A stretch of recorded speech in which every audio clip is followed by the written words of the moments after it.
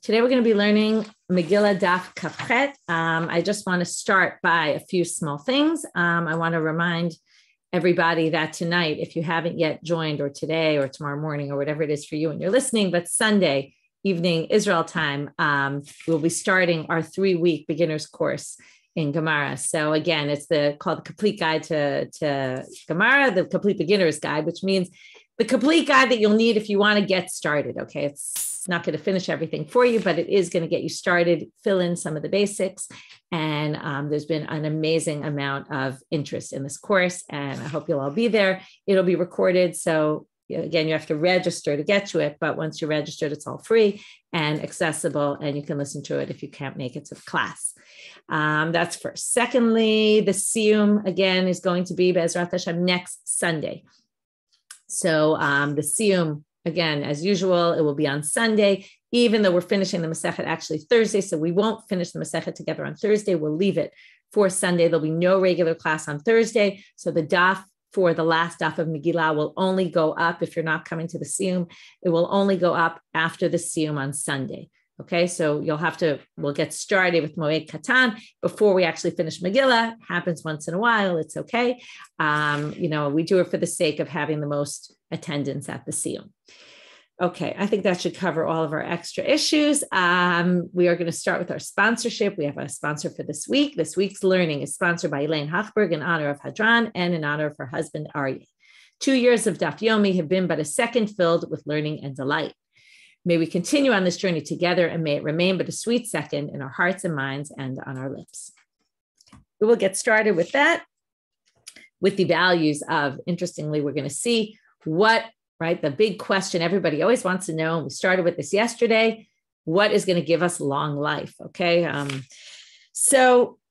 Sha'alu Talmidav Rabbi Preda, right? It's the biggest question everybody always wants to know. And here they basically go to these rabbis who are very old, and they said to them, what did you do that gave you these merits, that because of that you were able to merit living a long life?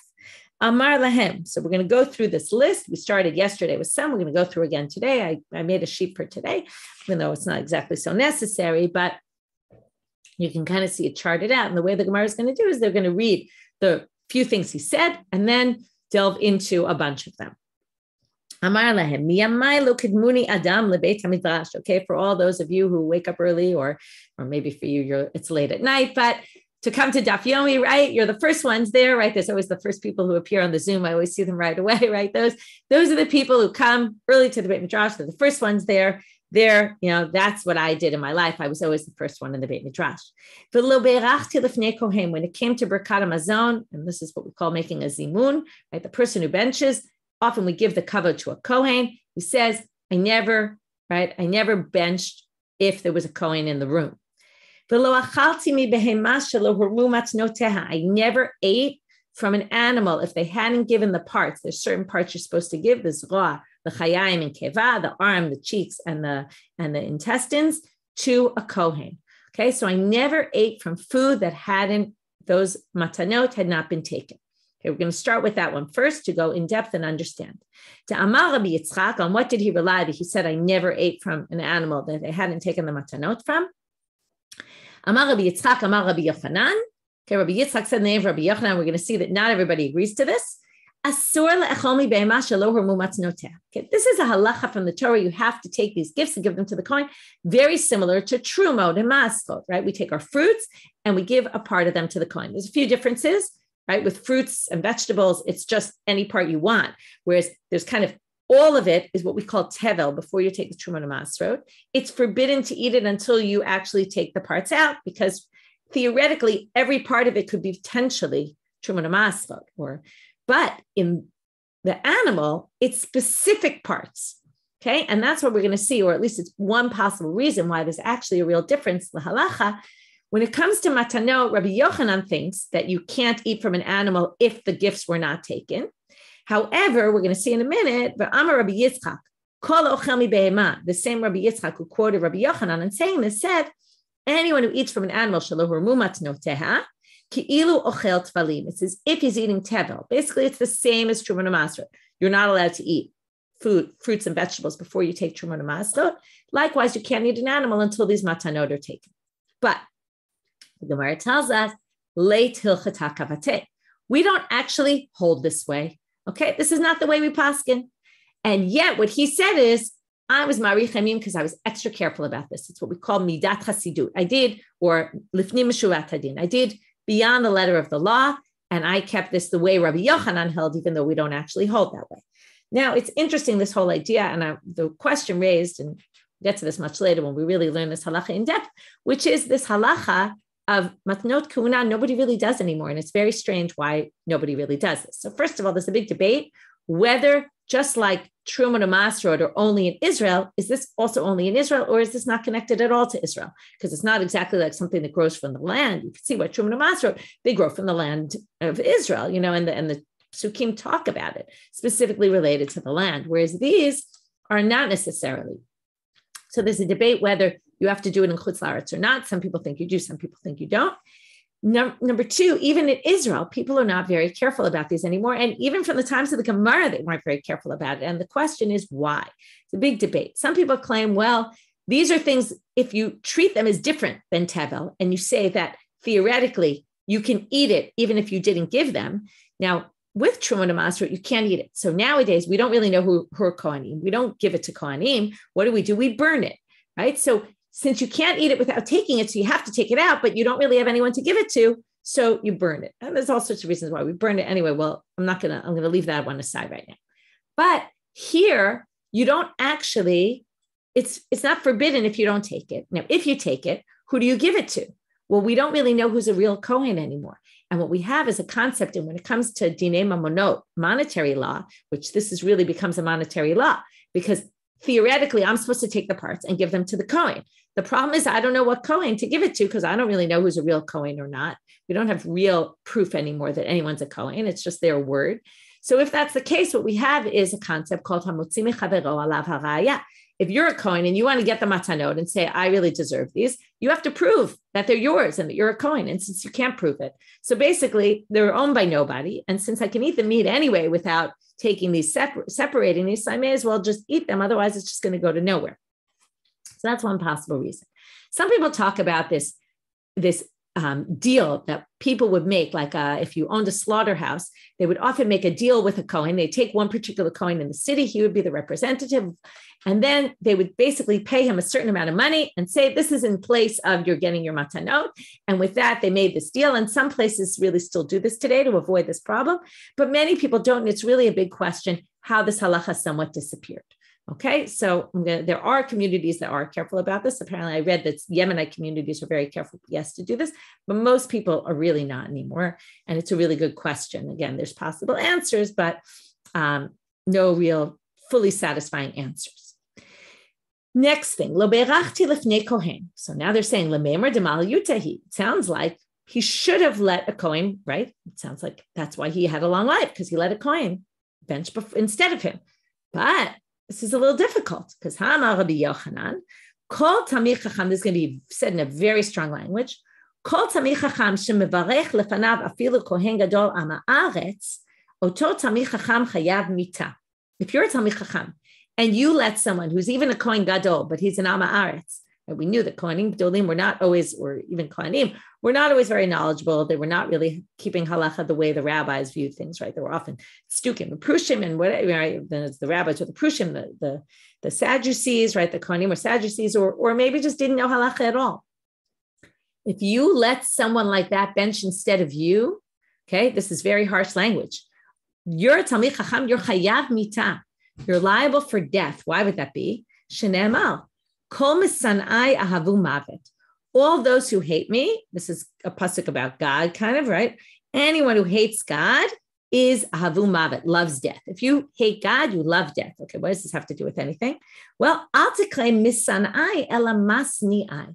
You don't say misanai. It's not, read the pasuk not as masni'ai, but not as misanai, not those who hate me, but those who masni'ai, cause others to hate me. Now, what does that mean? If you're a Talmid Chacham and you give the kibud, right? This is what we call a Talmid Chacham who's mochel al kvodo. He says, I'm not important. It's much more important to me, this Kohen Gadol who's an am haaretz, okay? Or any Kohen am haaretz. Now, what's he basically doing? he's basically saying, God, your Torah is not important because look, I'm honoring someone who's more important than Torah. And that's someone who's not keeping Torah. So that's a slap in the face to God. And it's causing people to hate God, to say, oh, must be these Kohanim Gedolim are more important and the rabbis and the Torah is not important. So you're actually liable for death. So how could he say, I always let Kohanim go before me when he was a big Talmid Chacham? You're not allowed to do that. So they answer, what he meant is if there was a Kohen who was the Talmid Chacham, I always let him go first. Then he had one up on me. And then I wasn't a disgrace to Torah. That's how we explain what he did. Okay, next. Shalu Talmidav Rabbi Nechunya ben Hakaneh. Okay, here's the second person we're going to ask today. Bameh erachta yamim. Amar lahem miyamai lo nitkabadeti b'klon chaveri. I never got respect out of putting someone else down. Okay, usually this means, right, often people like to put down other people so that they could feel more important. Here we're going to see it in a bit of a different way, but it's still saying I'm not going to get respect while someone else is being humiliated. I never went to bed with, let's say somebody cursed me without me forgiving them. Okay. I never went to bed with that, right? I've heard this, right? People say couples always talk about, we never go to bed angry at each other, right? It's a very important thing to always kind of clear the air before you go to sleep at night. And I gave up money. I wasn't so careful about every cent of my money. We'll see exactly what that means, right? I would give up some of my money in certain circumstances. We'll see in a minute. So lonit kabadi b'klon chaveri. Ki had Rav Huna. Okay, here's an example of a case where someone would not want to get respect by someone else being embarrassed. Rav Huna dari mari akatli. He was carrying a hoe over his shoulder. Ata Rav Chana bar Chanilai, another rabbi came. Vikadari minei. He took it from him and he says, I'm going to carry this for you, right? You can imagine the scene, right? You're on the street, you see someone important carrying something, you say, oh, let me carry this for you. Amar le, Rav Huna says to him, Irigila tedare b'matech. But if you normally carry a hoe like this in town, in the city that you come from, then I don't mind if you carry my hoe. But if this is something that's atypical and you don't normally do this, which would mean then it's a little humiliating for you to be walking through town carrying this because you don't usually carry something like this. I'm not comfortable having you respect me by you humiliating yourself by carrying this hoe in public. Now we're going back to the one about how he wouldn't go to sleep without pardoning anyone who had done anything for him. He had a marzuta. Here's an example of marzuta. When he would get into bed every night, he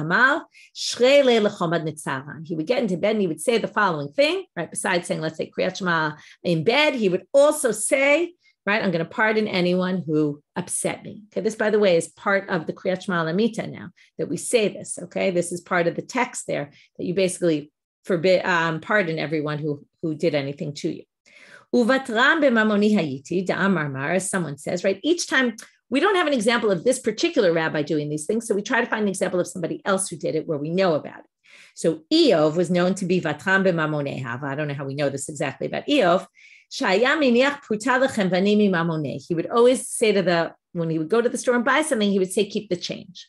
I was thinking that when my daughters go babysit and sometimes they come home and they say, wow, I got a lot of extra money. She just let me keep the change. And you see how happy it makes them, right? It's one thing you work and you get your money, but then when you get that extra, it makes you feel so good. So the person who does something like that is really, worthy of, in this case, they say he got long life because of it. And now before we move on to the next story, I want you to kind of think about something that maybe you didn't think about when we started reading these cases, right? It seemed pretty normal and natural that you see a rabbi, he's very old, and you say, wow, tell me the secret to, why you live so long. But on the other hand, it's a little bit offensive to the rabbi to say, oh, well, why did you live so long? It means you're really old. So that's what we're going to see with this next story. Now you have to assume at this point, you'll see from the story later, Rabbi Akiva was not as Torah knowledgeable at this point. It was maybe in the beginning of his derech of learning, and he wasn't known. So he asked Rabbi Nechunya Hagadol, right? Why are you living so long? Atu Gavaze, the guys who worked for Rabbi Nechunya Hagadol come out, and they start hitting him and beating him up. Like, that's a very disrespectful question to be asking our rabbi. Slek yativ aresha didikla. So he runs up to run away from them to the top of a palm tree. I don't know how you climb up on a palm tree. It's a very difficult tree to climb. Anyway, he goes up to the top of a palm tree. Amarle, and from up there, he starts asking another question. Amarle, Rebbe, im ne'emar keves, lama ne'emar echad. Very famous pasuk where we talk about the korban tamid, the daily sacrifice. It says, et keves ha'echad, the one keves you should do in the morning, right? And then it says, et keves ha'echad taseh ben ha'arbaim, and the one keves you should do in the afternoon. Now, it's very strange here. It should just say et keves. When you say et keves, we know you mean one. So why do you need to say echad, one keves? Okay, it's obvious you mean one. That's Rabbi Akiva's question.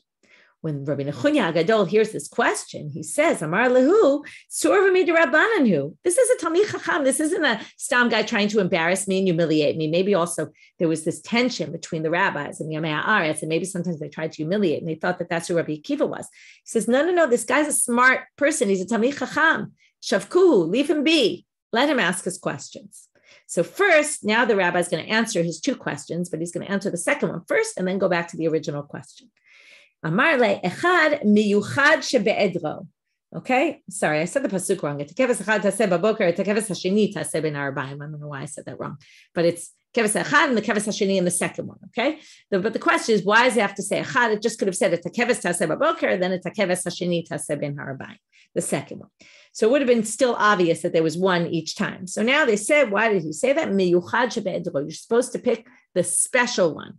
Okay, the one that was unique and not the one that was not just any keves. You're supposed to pick the nicest one to use for the korban tamid. Now he's going to answer his first question. Why did he live a long life? Amar le, mi amai lo kibalti matanot. I never took gifts. V'lo amadati al midotai. I never got angry, like kept angry at someone who did something wrong to me. Uvatran b'mamoni hayiti. Okay, and I was also free with my money. You know, I would let people keep the change. So lo kibalti matanot, again, they're going to bring an example from somebody else. Ki had Rabbi Elazar. Ki avim shadrele matanot mi bein nasiya, from when they would send from the house of the nasi, when they would send Rabbi Elazar gifts, lo avashakil, he wouldn't accept them. Ki avim mizam nule, when they would invite him to eat in their house, lo avazal, he wouldn't go. He wouldn't even go for a meal. He said, I'm not taking any gifts from you. Amar lehu, he would say to them, lo nicha lechu da'achye, don't you want me to live? Dichtiv, sonei matanot yichyeh. Those who hate gifts will live longer. So that's why he wouldn't take gifts. Rabbi Zera, we're going to see, was similar to Rabbi Elazar, but with one difference. Rabbi Zera, when they would send in gifts from the house of the Nasi, lo have a shakil, he wouldn't take them. But when they would invite him to eat, azil, he would go to someone's house. And this is exactly, I see you're saying this in the chat, Caroline, he would go to their house. Amar, he wouldn't say it exactly as you said, Caroline, you suggested it's insulting, which is definitely true. What he said is, they want me at their table. It looks nice for them that I'm an important, prominent rabbi and I came to eat at their house. So it's not just that they're giving me, I'm also giving them something. So because of that, he would eat there. And maybe that's why they brought this up, because they want to show it's not such a clear-cut issue. Okay, next one. If you get over things that people do not nicely to you, you don't keep your anger at them, you were rewarded in that your sins get removed from you. Okay, you basically, I didn't get angry at you for doing something bad to me, so a sin gets knocked off my list of things that I did. How do we know this? Right? These are of the 13 attributes of God. He's nosei avon and over al pesha. And he overlooks pshaim that we do, and he's also nosei avon. He removes our sins. Lemi nosei avon. To who does he do this? They connect the two. Lemisha over al pesha. If one of us overlooks something someone else did, then God will be nosei avon. He'll take our avonot away. Sha'al Rabbi Yeshua ben Korcha. Okay, again, we're going to see a bit of a reaction. Amarle, katzte b'chayai, what are you trying to cut my life off? Like you're saying, oh, you must be at the end of your life. Amarlo, Rebbe, very famous line, Torahi ulumot ani tzarich. This is Torah, and I need to learn this. Where else do we see this? In the very famous story in Brachot, with the rabbi who hides himself under the bed of his rabbi so that he could see how he engages in sexual relations with his wife. And he says, his rabbi said, what on earth are you doing here? And he says, it's Torah, I need to learn it, right? This, by the way, this whole sugya shows you about Torah is not just learning Torah. Almost none of these things, other than the person who said I was first to the Beit Midrash, actually have to do with learning Torah. And they all have to do with midot and how you behave and how you are with other people and how, you don't let your anger get the better of you, etc. So he says, look, I need to learn this. So I'm going to ask you. I have to be bluntly honest with you because there's no other way. How else am I going to learn what to do? Amarlo, so he was satisfied with that answer. And he says to me, Amarlo in nistakalti b'dmut adam rasha. I never looked and gazed, I would say is a better word, at the image of an evil person. Because if you start gazing at the image of an evil person, you might learn to be like them. So now he says, in the Amar Rabbi Yochanan, the Gemara says, as Rabbi Yochanan says, Asur la'adam listakel b'tzelem d'mut adam rasha. Here it sounds like not even in a person, but even an image of the person, like a picture, a photo of a really evil person, you're not allowed to look at. Shene'emar, where do we know this from? We're going to have three proofs. Lulei pnei Yehoshaphat melech Yehuda ani noseh im abit elecha ve'im ereka. This is when Yehoshaphat goes to the Navi to ask whether him and Yoram, the king of Israel, are going to go to battle together. And he says, should we go to battle or not? And he says to him, were it not that you were Yehoshaphat, and Elisha says, right, Elisha was the Navi, says, if it were not for you, right, I would not be looking at him in Mereka, right? I don't want to have anything to do with him. He actually is talking to Yoram. He says, I'm only answering you because you're with Yehoshaphat, but otherwise I wouldn't want to have anything to do with you, right? And in Mereka, I wouldn't even look at you, right? Because Yehoshaphat was a good king, but Yehoram was a bad king. Rabbi Elazar Hamal, Enav Kehot, he goes blind. Shene'emar, or he starts going blind. Shene'emar, how do we know this? Right? Yitzchak at the end of his life couldn't see so well. Why was he blinded? Why did he become blind? Again, we're in this mode of Esav is all bad, according to the Midrash world. And because he looked at Esav during his life, because he was his father and he loved him, he obviously looked at him, and that's what caused him to go blind later in life. So now they say, wait a minute, and didn't we learn this recently? That's what caused him to go blind. Didn't it have to do with Sarah and Avimelech? If you remember the story,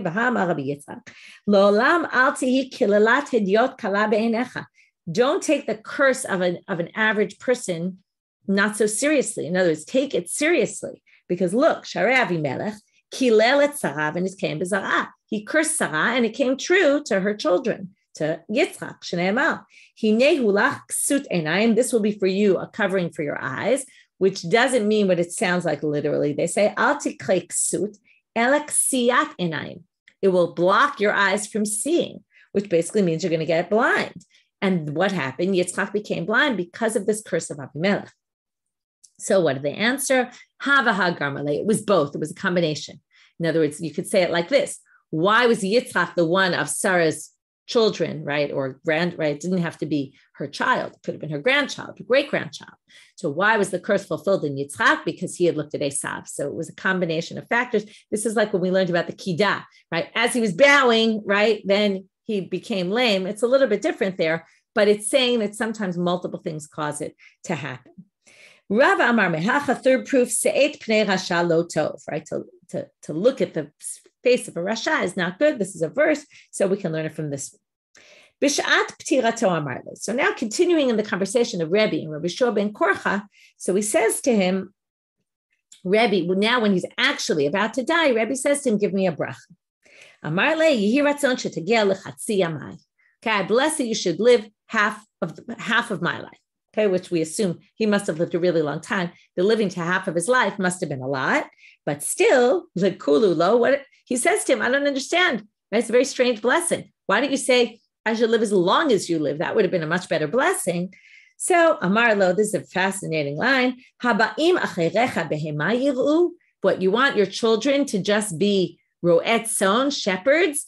In other words, you're a great, important, prominent leader, but until you die, your sons aren't going to take your place. Okay, I just taught this to the Hebrew group, and the woman after class said very intelligently, it's like the Prince of England, or the Queen of England, right? She's not dying and her children are not taking over, right? It's like sometimes, you have to pass on the baton. And basically, he's saying, if I let you live so long, your children would never rise up. There's all different ways to understand this, right? Sometimes parents stifle their children's development, okay? It doesn't necessarily mean to take your place, like, let's say, the queen, and, but sometimes having an overpowering parent is sometimes difficult for children. So anyway, there's interesting ways to think about this line. So, and it's, we don't normally think this way. So that's his response. Now we're just going to hear about two people, Avua bar Ihi and Minyamin bar Ihi. Chad Amar, one said, Teti li telo estakali bekuti.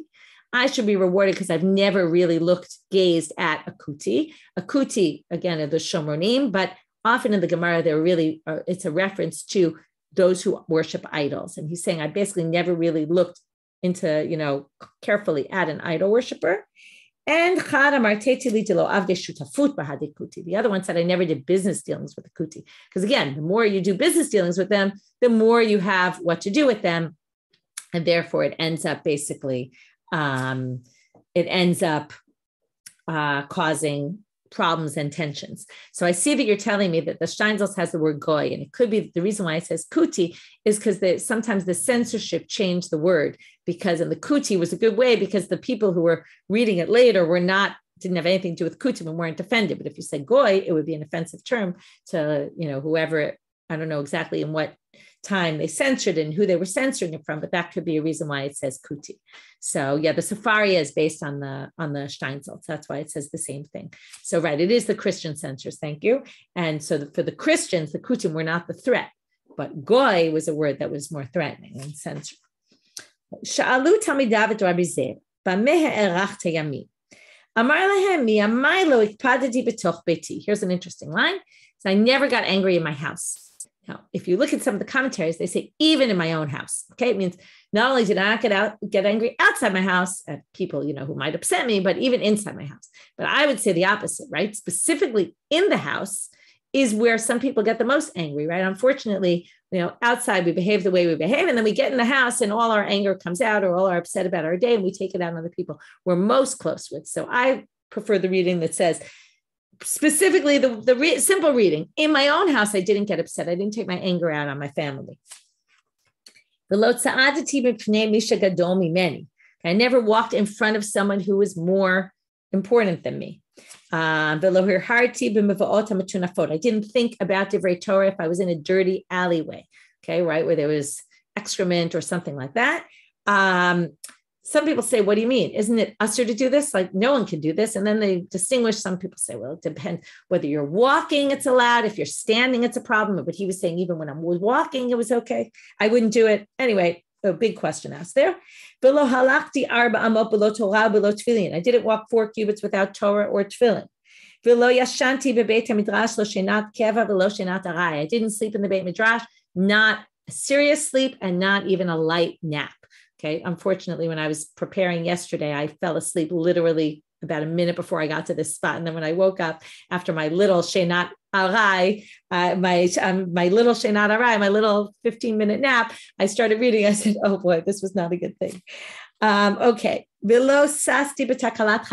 I didn't get upset about, I didn't rejoice when a friend of mine would mess something up in the Beit Midrash, right? Sometimes you're arguing with someone and then all of a sudden you trip them up and you say, oh, whoa, I won, right? But I never got excited when someone else, right, was wrong about something. I never called anyone b'chanichato v'amrele b'chachinato. Different gersot exactly what this is, different about what the word is and also what it means. But I never called anyone by any sort of nickname. And then some people say the second one is a family nickname. Okay, not a nickname for that person, but for their family. Some people say specifically a nickname that's degrading. Some people say even if it's not a degrading nickname, I wouldn't even call someone by that name either. Okay, that's the end of this whole section. Now we're going to get back to, okay, if you even remember what we're up to. So I'll reread the previous Mishnah because this is a continuation somewhat of the previous. Previous Mishnah had a 3-way machloket about selling a Beit Knesset, selling a shul, right? So the first opinion was Rabbi Meir. You can sell it only under the condition that you can buy it back if you need to. The second one was you can sell it forever, Chachamim, but not for 4 things. Came Rabbi Yehuda and he was lenient and said, well, you could sell it for some generic reason, like for a chatzer, and then the lokach can do with it what he wants. But what we said there, and this is really based on this next Mishnah, is that he's not only lenient, because he really says that you have to stipulate what you're selling it for, and it has to be, you're selling it for a permitted purpose, like a courtyard, And then if the person wants to do with it whatever they want, they can, but you as a seller actually has to stipulate. So he does have a stringent element, which makes more sense than with this Mishnah, because and furthermore, he said, well, he's going to have, again, a strict rule, which is, Beit HaKnesset shecharav, if Beit HaKnesset was destroyed, the space still has sanctity to it. So there's nothing there, or maybe there is some building there, because we'll see soon they're going to talk about the roof, but basically there's no more, it's no longer a shul. You can't eulogize in it. We're going to see that you can't eulogize in a shul either. We'll get to that because I know some of you are thinking, what do you mean? I've done eulogies in shuls, or I've seen eulogies in shuls. So we'll get back to that. It's a big open space. So it's a great place to kind of stretch your ropes out and do all different things that you might need to do with ropes. You can't use that space for that.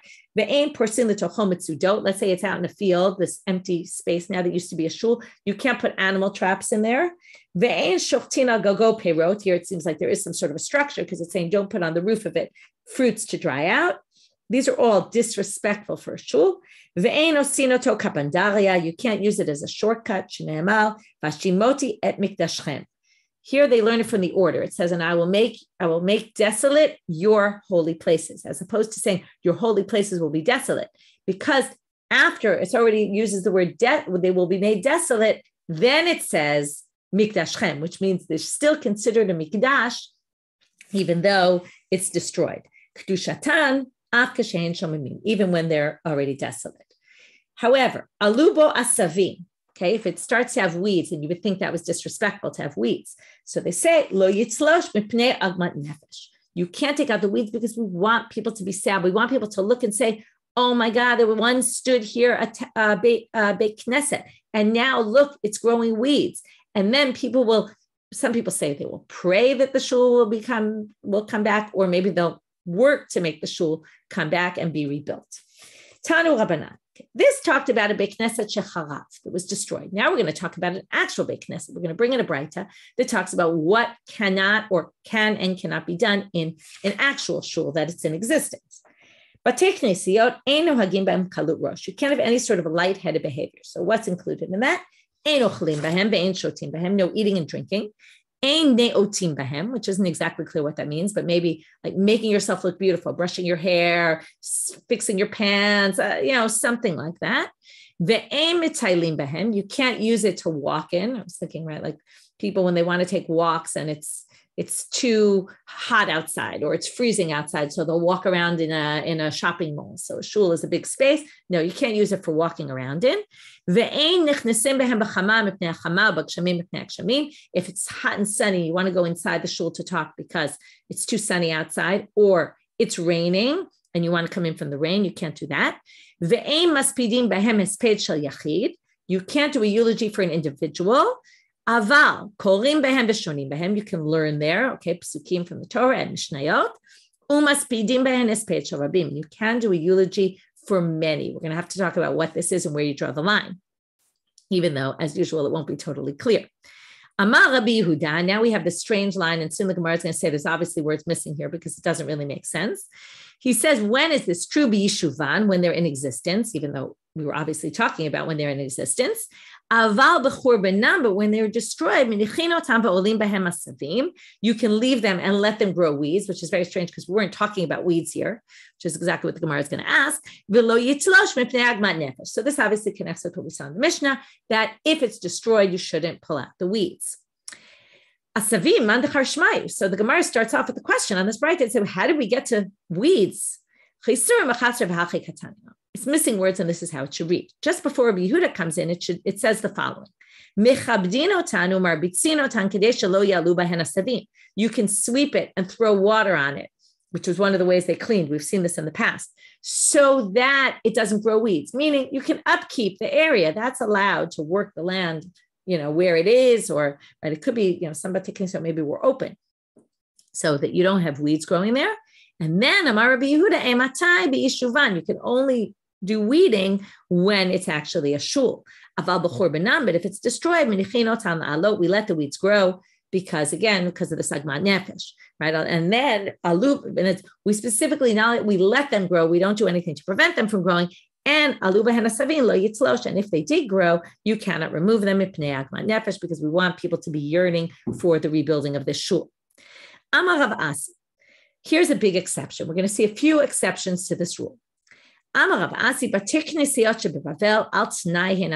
shuls in Babylonia were built upon condition. That means that they can be used for other uses. If you build it in the beginning and you have in mind that this will be used as a shul or for potentially other things, then you can use it for other things. However, with one caveat, but you still can't have real kalut rosh. Okay? What does that mean? Cheshbonot. He says business dealings or calculations, what exactly he means, right? But somehow you shouldn't use this as a place to do calculations or maybe business dealings, right? You think about people who on Shabbos talk about, it's a whole big issue that you should be doing this on Shabbos and they schmooze in shul about all sorts of business things, all the more so, right? Even when it's not on Shabbos, it seems to be an issue in general. Then he says even furthermore, Amar Rav Asi, Beit HaKnesset shemachashbim bo cheshbonot milinim bo et hamet. A place where they do cheshbonot in a shul is milinim bo et hamet, will leave over dead people overnight in their shul. So the Gemara tries to understand exactly how this line is meant to be read. Milinim sakadatach lo sagid lav hachi. It almost sounds like they're going to have to do this. And he says, what do you mean? Everyone's going to end up having to, they're trying to figure out how this line works exactly. So what do they say? Ela lasof she'alinu bo meit mitzvah. What it means is your punishment will be that you'll end up having dead bodies left here overnight. Why? What's a meit mitzvah? It's a dead person that nobody takes responsibility for. Nobody buries the person. You're going to end up in a town where people don't care about other people. And they're going to basically end up with people who die and are going to have to be left overnight till we find someone to deal with the body. So now here's another interesting exception to the rule. Amar Rava, chachamim v'talmidehem mutarim. Okay, even though you can't kind of dress yourself up or use a shul as a place like that, if you're a talmid chacham or either a rabbi or a student, you're allowed to do this. To Amar Rabbi Yishua ben Levi, my be Rabbanan, beita de Rabbanan. Shul is also called a Beit Rabbanan, which means the house of the rabbis. It means to them, it's like their house. It's fascinating. This basically says that if you live there basically, or you're there all the time, you're learning all day, you can treat it a little differently, right? You see people who are learning in a Beit Midrash all the time, right? They'll have their coffee there and they'll eat there. And, you think this isn't really respectful, but if you live there, then that basically you're allowed to do certain things. Okay. Again, where you draw the line is a good question. Specifically, it's on the Eneotim Behem, which again, according to some interpretations means you kind of dress yourself nicely, etc. So it's a good question. I see you're asking, you can't sleep there. First of all, it doesn't say you can't sleep there. The rabbi you said that said, I deserve special reward because of that. I lived a long life because of that. And there is a bit of a difference between a Beit Midrash and a Beit Knesset. It's a little tricky here because they call it a Beit Rabbanan, which is really the term for a Beit Midrash, not a Beit Knesset. So it's a little tricky. The line between Beit Midrash and Beit Knesset here is not so clear cut. Okay. Again, halacha l'maaseh, you can look this up. I did not get into that. You can't go in to protect yourself from the sun or the rain. Again, we're going to see a little bit of a way of getting around this. Okay, they were asking Rabbi a question. All of a sudden, it starts teeming rain. They go into the shul. So now, how can you do that? That's exactly what we said you can't do. Amre, they said, hide Eileen on the Beit Knishta, lav mishum mitur. We're not going in there to get away from the rain. Ela mishum deshmata bayat siluta kiyoma da astana. This question that we're asking needs concentration and focus, it needs clarity, like a clear day, the day of where the northern wind comes, where it's a very clear day. It says, and that's why we had to go into the shul, because we're asking a question. And Rava needed a clear head to think, and you can't do that when it's teeming rain, right? We all know when it's teeming rain that you can't think about anything except, how am I going to stay dry, or how am I dealing with the fact that I'm getting soaking wet? Not to mention the noise of the pitter patter. So again, right. So they use an excuse basically to get into the shul. So it shows again, it's a matter of, using a little bit of a loophole here. What if you have to call someone from a shul? Right? Somebody needs them and they're in the shul. How do you do that? You can't just go into the shul to call someone. That's disrespectful. So Amar Le, Rabbanan, if he's a Talmid Chacham, he should say a halacha. Itanahu, if he's just a Tani, he doesn't really know halacha so well, but he knows the Mishnayot, so let him say a Mishnah. Lema Menita. Ikarahu, if he's a guy who knows Tanakh, Lema Psuka, should say a Pasuk. Vilo, and if this person is none of those things, He should go find this little child and say, tell me a pasuk. This, by the way, reminds me of the kavod tzibur thing, right? Where we said a woman can't get an aliyah. The rabbi said, because why? Because it would be an embarrassment to the community that nobody knows how to read. Here, it's a huge embarrassment for the person to have to go to a child to tell him a pasuk, right? It's almost like saying, slap in his face, you better start learning, because if you have to go to a child and they know and you don't know, right? And I always make reference to this. It's like that, right? Or you're smarter than a fifth grader, right? That game. It's like this idea that the kids know things that sometimes adults don't know. Inami, another option, if you can't, right? You don't want to do that, or you can't do that. So nishe porta v'nekum. So you wait a little bit there and then you go. In other words, don't just walk in and walk out and get, to get someone out. This is a big issue, right? Where do you draw the line? What's considered a hesped of men? So this is cute kind of thing. So it's like a hesped where Rav Sheshet would be speaking, right? Then everyone would go. And Rav Sheshet could go on a spade the kai Rav Chisda. If Rav Chisda were speaking at a hesped, it would be like that, okay? Each one kind of pointed at the other, which is cute. Rav from Espede Lakalte Bebek Knishta. You see here, by the way, it's not just someone who died who's important, but even if someone's speaking there is important. Okay, so Rav from Espede Lakalte Bebek Knishta. He made the hesped for his daughter-in-law in the Beit Knesset. Amar Mishum Yikara Didi Udemita Atu Kuleam. All these people came both out of respect for me and out of respect for her, and that's why a lot of people came, and that's why we did it in the shul. Rabbi Zera Safte Lahume Rabbanan Bebeit Knishta. He eulogized Talmid Chacham in the Beit Knesset. Amar Imishum Yikara Didi Demita Atu Kuleam. Either because of me or because of him, everybody came, and that's why it was allowed. So basically, it seems to indicate as long as a lot of people are coming, obviously it doesn't say how many is a lot, right? But as long as a lot of people are coming, either out of respect for the dead person or out of respect for the rabbi who's speaking, or maybe other prominent speaker, that would already permit it to be done in a shul. Rish Lakish Safte Laut Sorva Merabanan de Shachich Ba'aret Yisrael. Okay, he did a hesped for a Talmid Chacham that was learning, a student that was learning in Israel. There's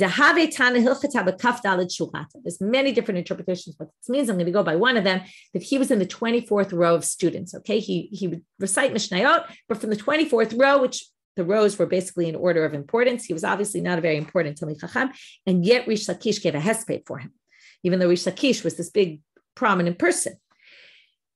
And what did he say? Amar vai chasra aret Yisrael gavra rabba, right? The people of Israel have lost a great person, even though it sounds like he wasn't necessarily so great. On the flip side, there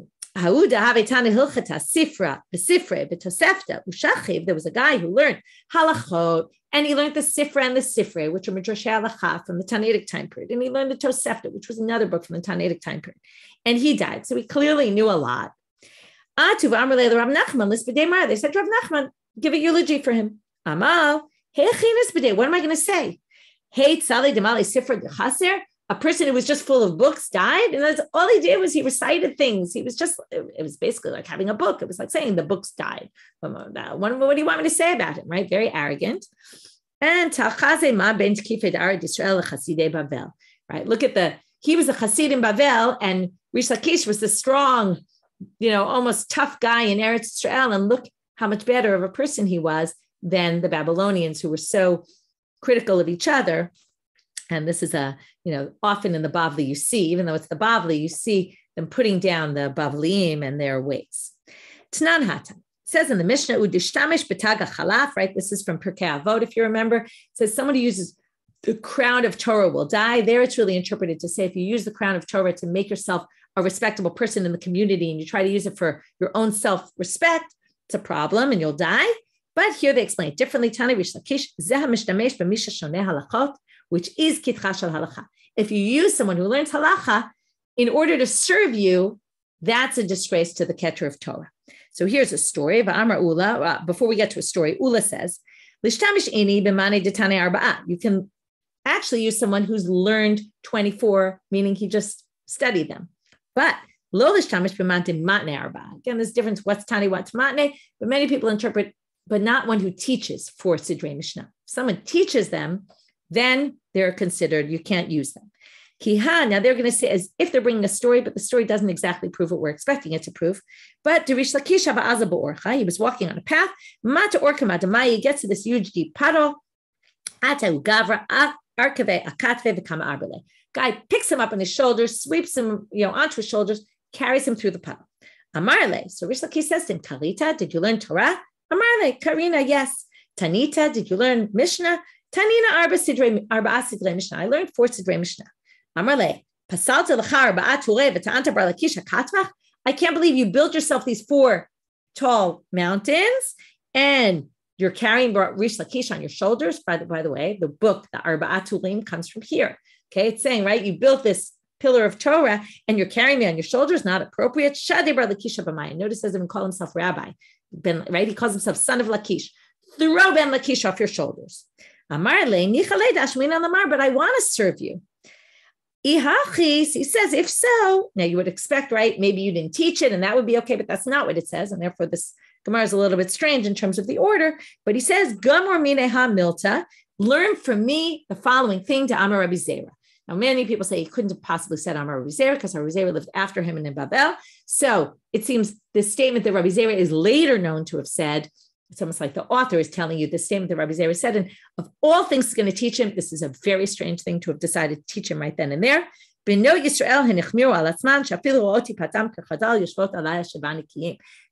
halacha, which is Rabbi Zera says that the Bnei Yisrael were stringent on themselves, even if they saw a spot of blood, which theoretically should have made them a nida. Instead, they treated it, and if it was a zava, they would only need to wait till the next day. If you remember, we learned about zava. But they wait 7 nikim as if there is a vagdola, even though clearly that's not the halacha. And that's what he taught him. And once he taught him something, then he said, you can serve me. Now, this is very strange. Why this of all things? The only thing I can think of is this is mentioned in Brachot, if you remember, as a halacha psuka. He could teach you a whole entire thing that there's no machloket about, there's no debate, there's nothing, and then you've taught something complete, and then I can be considered your teacher. Whereas if he talked about some other topic that there were different opinions about, there it says you can't, before you start davening, you can't start with any halacha unless it's halacha psuka, because you'll get distracted and then you won't get to davening. So maybe that's why. The last line for today, which is the same, basically almost the same verbatim as the line that ends Shas, Tana de Be'eliyahu, kol hashana halachot muftach lo shu ben olam haba. If you learn halachot, you'll be promised entry into the world to come. Shenemal says in the pasuk halichot olam lo, al tikrei halichot ela halachot, halachot olam lo. That means that you will get halachot. Your halachot will give you olam lo. You will get a whole world, meaning you will get the world to come. And with that, we finish our daf. You can almost pretend that you finished Shas now because that's the end of Shas, but no, we still have another 5.5 years to go. Okay, with that, we'll finish our daf. Tipatam kirchada, by the way, is the size of a mustard seed. It means also a very little amount. I didn't get into that. We're already at the end of class, but anyway, it's a whole interesting thing there in and of itself. Have a great day, everyone, and a Shavua Tov.